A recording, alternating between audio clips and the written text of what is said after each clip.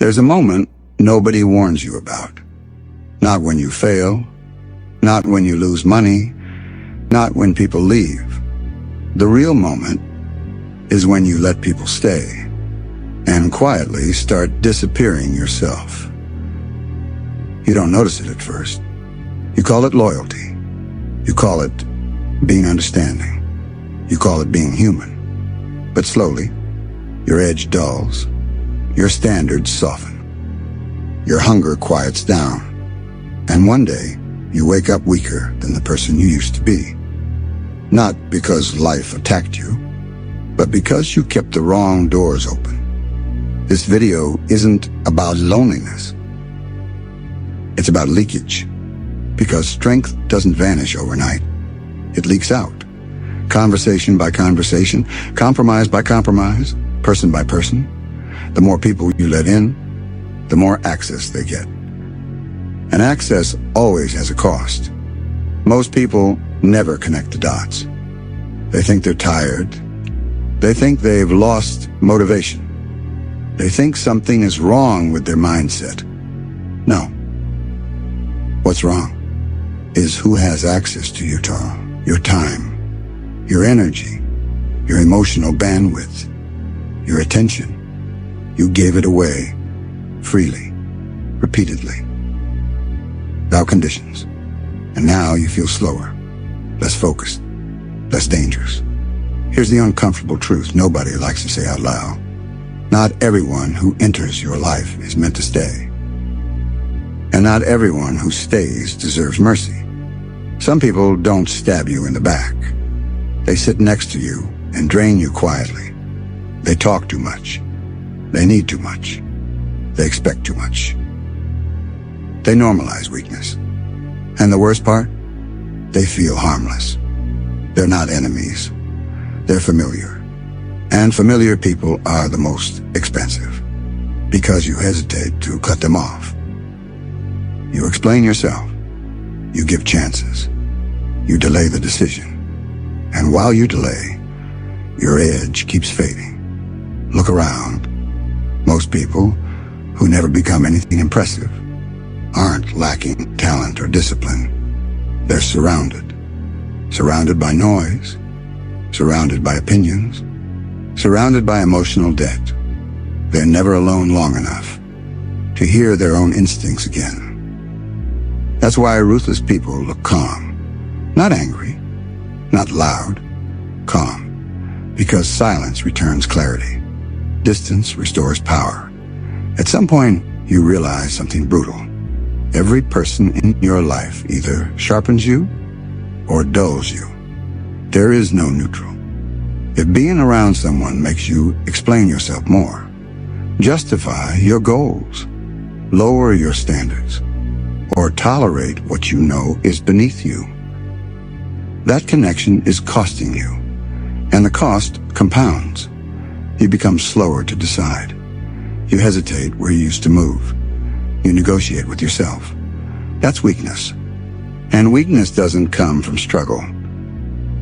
It comes from overexposure. This is why the strongest versions of people usually appear after isolation. Not because isolation is magical, but because access was removed. No commentary. No emotional clutter. No outside influence. Just focus, pressure, and direction. Cutting people off isn't cruelty. It's conservation. You don't owe access to anyone who makes you less effective.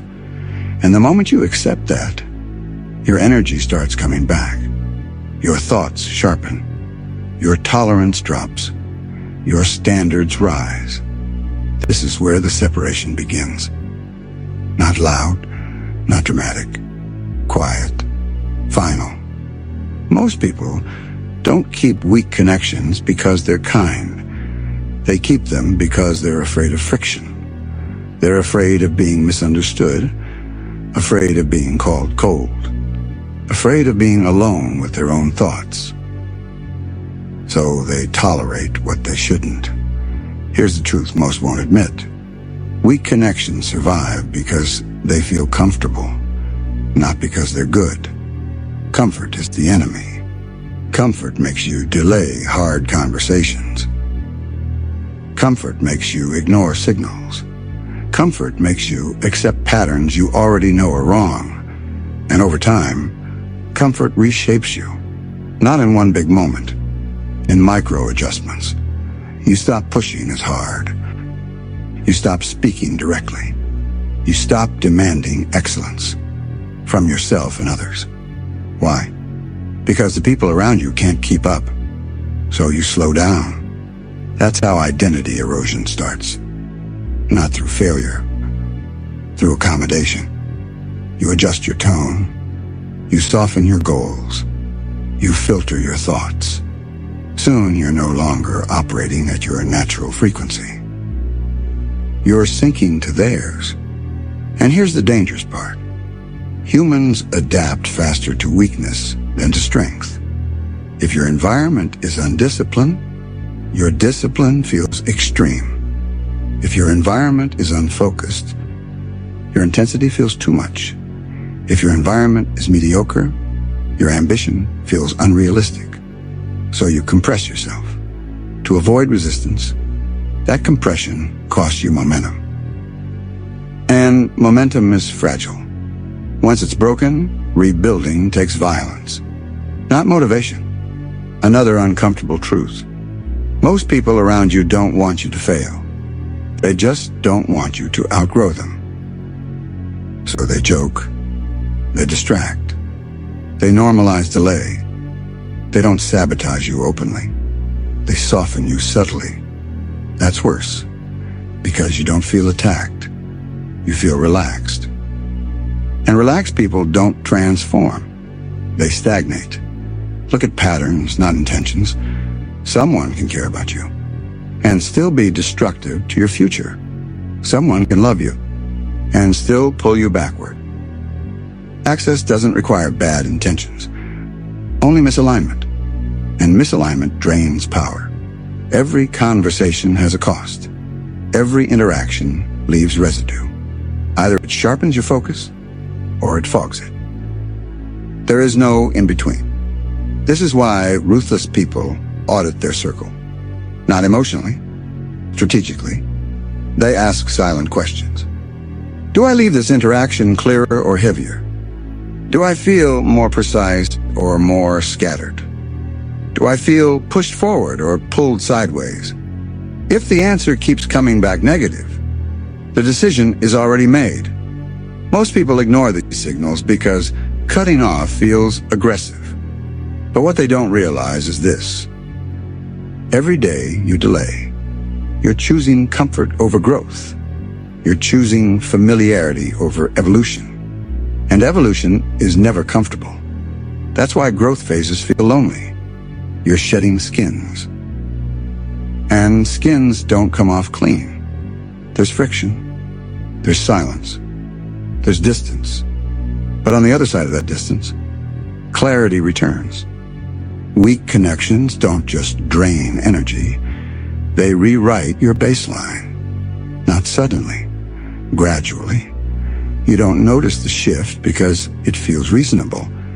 You stop waking up as early. You justify it.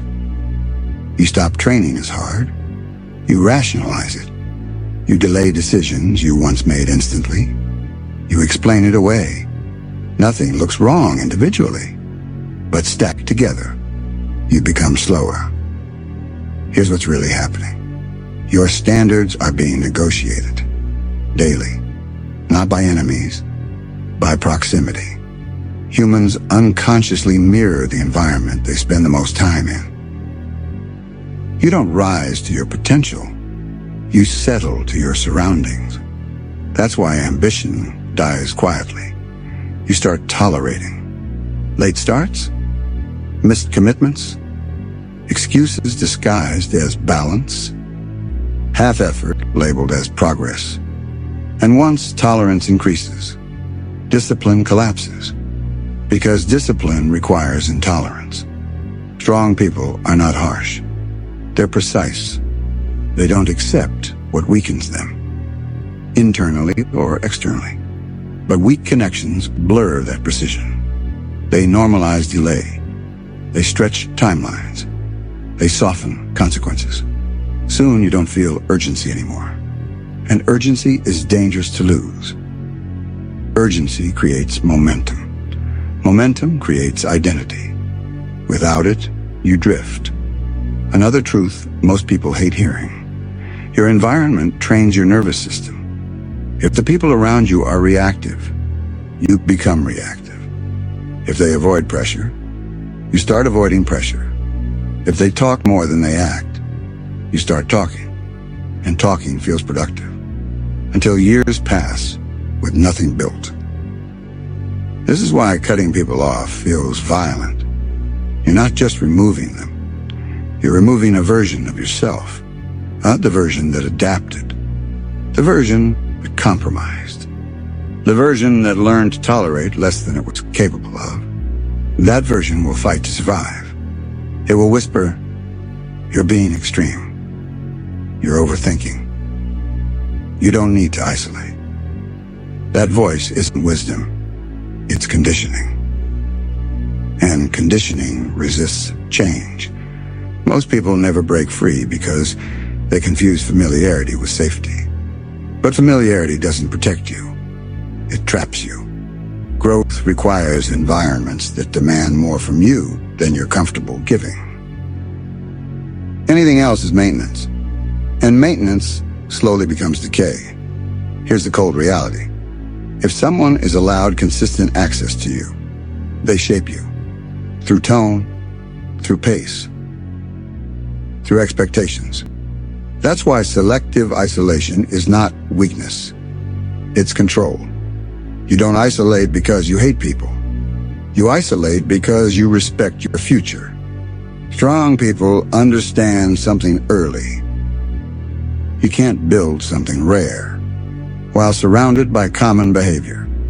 And you definitely can't become dangerous while constantly explaining yourself to people who don't operate at your level. There's a specific moment when cutting people off becomes unavoidable. Not when they betray you. Not when they insult you. Not when things explode. The real moment is quieter. It's when you start editing yourself around them. When you pause before speaking. When you dilute your goals mid-sentence. When you stop sharing plans because you already know the reaction. The hesitation is the signal, because hesitation means misalignment. And misalignment always turns into drag. Here's what weak people get wrong. They think cutting people off requires a fight. It doesn't. The most effective cuts are silent. No speeches, no closure conversations, no emotional exits, just distance, access reduced, availability limited, energy withdrawn, because explanations create negotiations, and negotiations reopen doors that should stay shut. You don't need permission to protect your momentum. You don't need validation to change a direction. You don't owe consistency to people who benefit from you staying the same. This is where most people fail. They announce their growth. They justify their absence. They try to be understood. That's weakness disguised as maturity. Strong people move first. Then let results explain everything. When you cut people off correctly, something interesting happens. Silence tests them. Those who respected you will understand without explanation. Those who relied on your access will react. They'll guilt you. They'll question you. They'll accuse you of changing. They're right. You did. And that change threatens the version of you they were comfortable with. Here's a rule you need to memorize. Anyone who gets upset when you set boundaries was benefiting from you having none. That's not coincidence. That's exposure. You're not cutting them off because they're bad people. You're cutting them off because the version of you that stays around them is weaker than the version you're becoming. And weakness is expensive. Every hour spent explaining yourself is an hour stolen from execution. Every emotional conversation pulls you back into patterns you're trying to break. That's why the cut must be clean. No drama, no anger, no revenge, just absence. Distance is the most honest boundary. And once distance is in place, something shifts internally. Your mind gets quieter. Your decisions get faster. Your tolerance for nonsense drops. You start feeling sharper again. Not happier, sharper. That's the point. Happiness is optional. Clarity is not. The cut is easy. The silence after it, that's where weak minds fold. Because once you remove people, noise disappears. And you're left alone with your own thoughts. No distractions. No external validation. No borrowed energy. Just you. This is the phase most people weren't prepared for. They thought cutting people off would feel empowering. Instead, it feels empty. And that emptiness scares them. Not because they miss people, but because they've never spent time with themselves, without an audience. Isolation exposes dependence. You realize how much motivation you borrowed, how much identity came from reactions, how much confidence was fueled by being seen. That's why most people undo the cut. They reach back out. They reopen conversations. They reconnect just to check in. Not because it makes sense, but because solitude forces accountability. And accountability feels heavy. When you can't escape it, here's the truth no one tells you. Isolation isn't meant to feel good. It's meant to recalibrate you. This is where your nervous system resets. This is where your standards harden. This is where emotional dependency dies. But only if you stay. Most people don't. They confuse loneliness with danger. Loneliness isn't dangerous. Comfort addiction is. When you stay isolated long enough, something flips. Your mind stops searching for feedback. Your decisions stop needing approval. Your emotions stop hijacking your actions. You start moving from principle instead of feeling.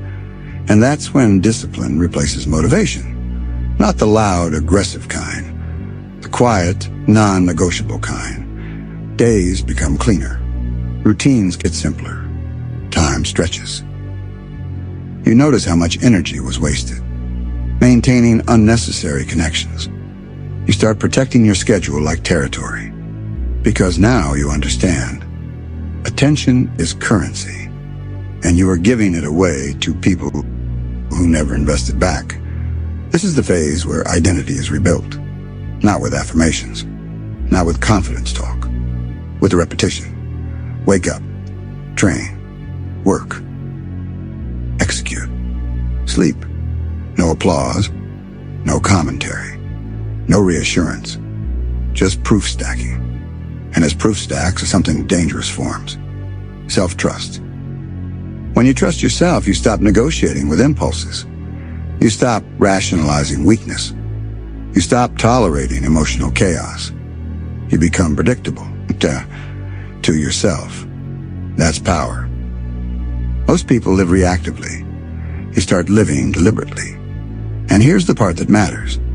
If you leave isolation too early, you return softer than before. Because comfort remembers you. It waits.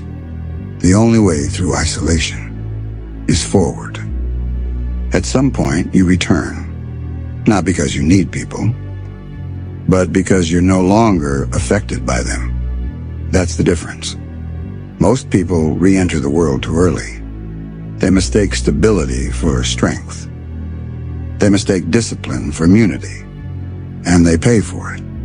Because the world doesn't attack loudly. It erodes quietly. Old patterns don't rush you. They wait for access. That's why the return must be controlled. You don't come back as the same person. With better habits, you come back as a different standard. Access is no longer automatic. Availability is no longer constant. Energy is no longer free.